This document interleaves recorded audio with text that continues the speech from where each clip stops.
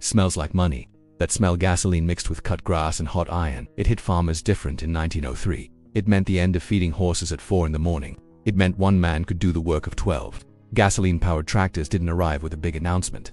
They showed up quietly, field by field, county by county, and they changed everything. The Fairbanks-Morse year was 1903. Steam engines were killing people. They were massive, expensive, and had a habit of exploding when the pressure got too high. Farmers needed something that didn't require a full crew just to start it. Fairbanks-Morse had been making windmills and water pumps for decades. Reliable company, boring products. Then someone bolted one of their single-cylinder gasoline engines onto a steel frame with wheels and accidentally invented the first practical farm tractor. It weighed over 4,000 pounds. It moved at 2 miles per hour. It needed 2 men to operate, one steering, one keeping the engine alive. By every modern standard it was a disaster, but it didn't need coal, didn't need a boiler, didn't need 45 minutes to build up steam pressure before you could move an inch. You poured gasoline in, you cranked the flywheel, and it ran. Farmers replaced 12 horses with this single machine and never looked back. Here's the part that gets left out. Fairbanks-Morse never set out to build a tractor. They were selling the engine as a standalone product for sawmills, for pumps, for anything. Farmers were the ones bolting the engines onto their own frames in their own barns. The company just noticed what was happening and started selling the complete machine. The tractor was invented by the customers, not the engineers. Henry Ford hated horses, not emotionally.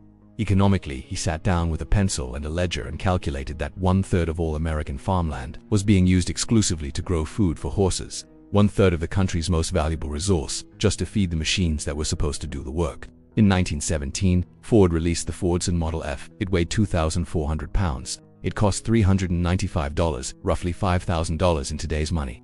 For the first time in history, a gasoline tractor was genuinely cheaper than the animals it was replacing.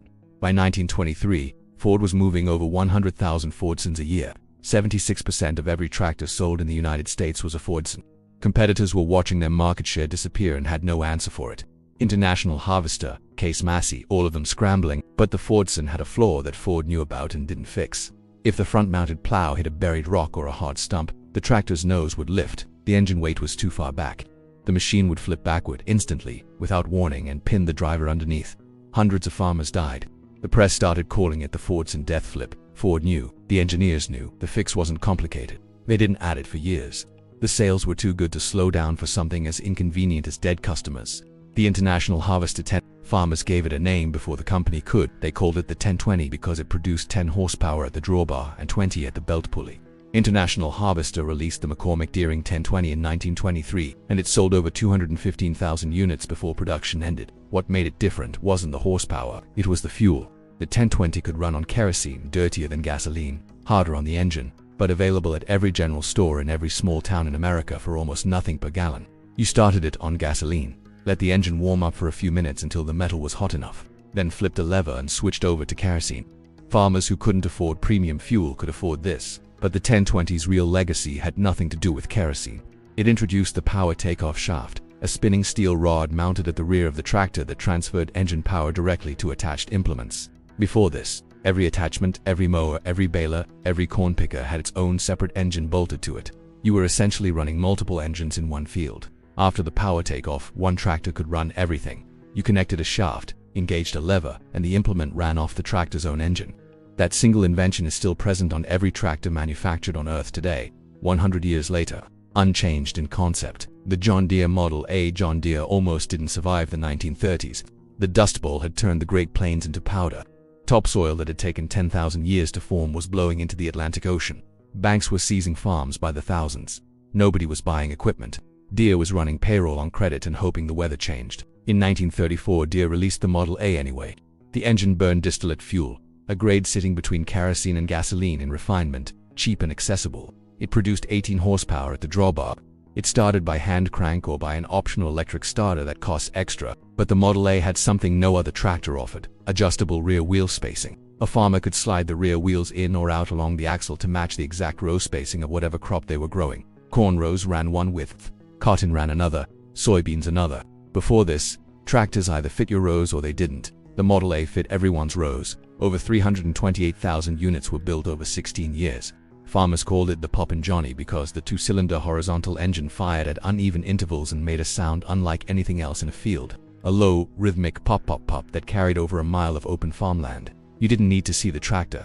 You could hear it and know exactly what it was. Here's the thing the engineers didn't talk about publicly. By the time the Model A launched, the two-cylinder design was already considered old technology. Every serious competitor had moved to 4 cylinders. Deere's management had decided 2 cylinders were enough. The engineers building the machine knew it was behind the times before it ever left the factory. The farmers didn't care. The sound alone sold it. Sometimes the wrong technology wins because it feels right. Harry Ferguson was Irish, stubborn, and genuinely certain that everyone in the tractor industry was doing it wrong. He had been saying this since the 1920s. He had been mostly right since the 1920s, which made him very difficult to deal with. In 1946, the T20 went into production in Coventry, England. It was painted grey, small, light, almost delicate-looking compared to the American iron that had been dominating fields for 30 years. Farmers named it immediately the Little Grey Fergie. It weighed under 2,500 pounds. The engine was a Continental gasoline unit making around 23 horsepower. On paper, it looked completely outmatched. Ferguson had been developing the 3-point hitch since the 1930s. The idea was simple, but the engineering was not. Attach implements to the tractor at 3 points to lower links and one upper connected to a hydraulic system that could raise or lower the whole assembly with a hand lever. When the plow hit hard soil, hydraulic pressure automatically increased downforce. When the ground softened, it backed off. The tractor was reading the field in real time and adjusting. Nobody had done this before. Over 500,000 T20s were built. The 3-point hitch became the international standard. It is now codified as ISO 730, and every tractor manufactured anywhere on Earth still uses a version of Ferguson's original design. The man invented something so fundamental that the industry couldn't move past it. It became the industry. The ending of this story is the part that sounds made up. Ferguson had previously partnered with Henry Ford's son to manufacture tractors in America.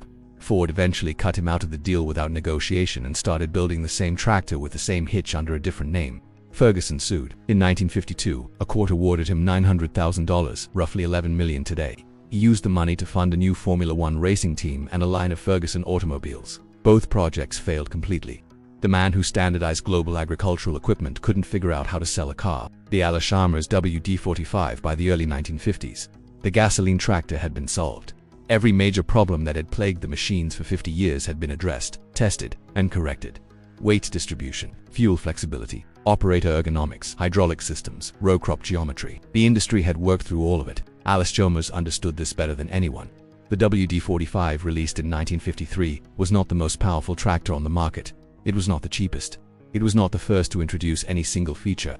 It produced 43 horsepower from a 4-cylinder gasoline engine. It had power steering at a time when most farm tractors still required both arms and a firm grip to turn. It had a live hydraulic system, meaning the hydraulics kept working even when the clutch was fully depressed, so you could raise an implement while stopping without losing control of both at the same time. It weighed just over 6,000 pounds. It could pull a 4-bottom plow through heavy clay, run a PTO-powered combine at full speed, and do it all day without overheating or breaking down in a way the operator couldn't fix with tools from the barn. Over 90,000 were sold. That WD-45 was the end of a 50-year arc, from the Fairbanks-Morse crawling at 2 miles per hour with a crew of 2, to a single-operator machine that could do more work before noon than a horse team could do in a week. The gasoline engine had taken agriculture from the 19th century into the modern world, one field at a time. Within 5 years of the WD-45's release, diesel would begin its takeover of the tractor market. Gasoline was more expensive to produce, less efficient under heavy load, and harder to store in quantity. Diesel won, gasoline lost. But the machines that ran on gasoline built the infrastructure, cleared the land, planted the fields, and fed the countries that made the diesel era possible. There are still WD-45s running in barns across the American Midwest, still starting on the first pull, still smelling like cut grass and hot iron and money.